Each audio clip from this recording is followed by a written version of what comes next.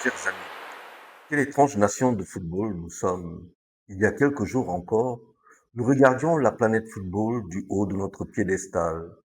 Nous ne parlions pas de qualification, nous parlions de conquête.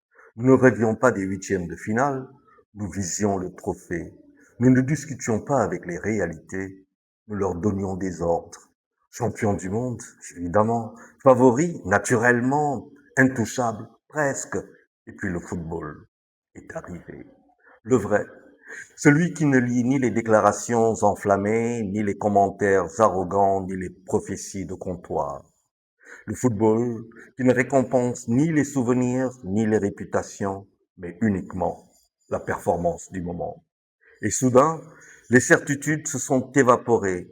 Les lions ont rugi moins fort, les jambes ont paru plus lourdes, les cadres ont montré les traces du temps.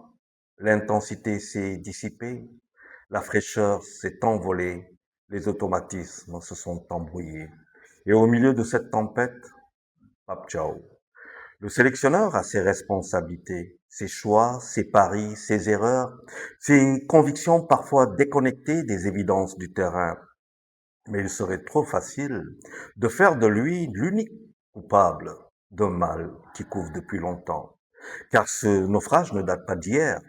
C'est le produit d'une génération qui vieillit, d'un renouvellement retardé, d'une fédération qui n'a pas toujours anticipé, d'un environnement qui a fini par croire que gagner est devenu automatique.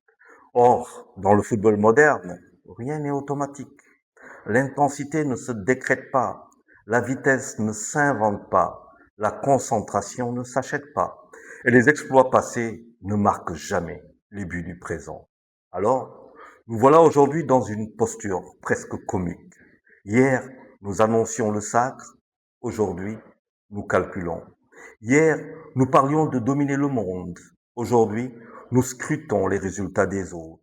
Hier, nous nous prenions pour les maîtres du tournoi.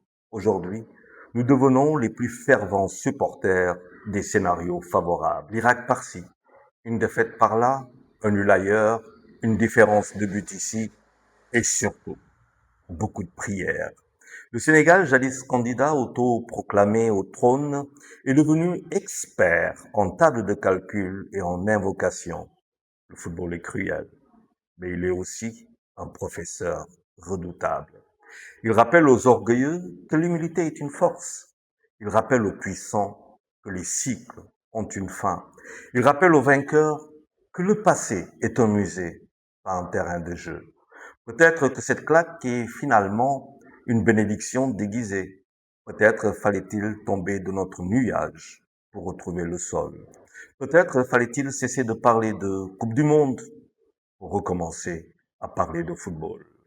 Car les grandes nations ne sont pas celles qui se proclament grandes, ce sont celles qui savent se remettre en question avant qu'il ne soit trop tard. Si le football est le terrain par excellence des émotions et des sentiments, il n'est pas par contre le prêt de l'émotionnel et du sentimental.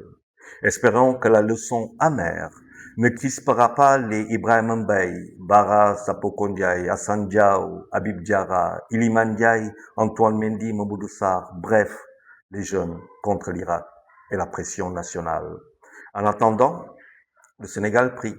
Il prie pour un résultat. Il prie pour un miracle. Il prie pour un concours de circonstances.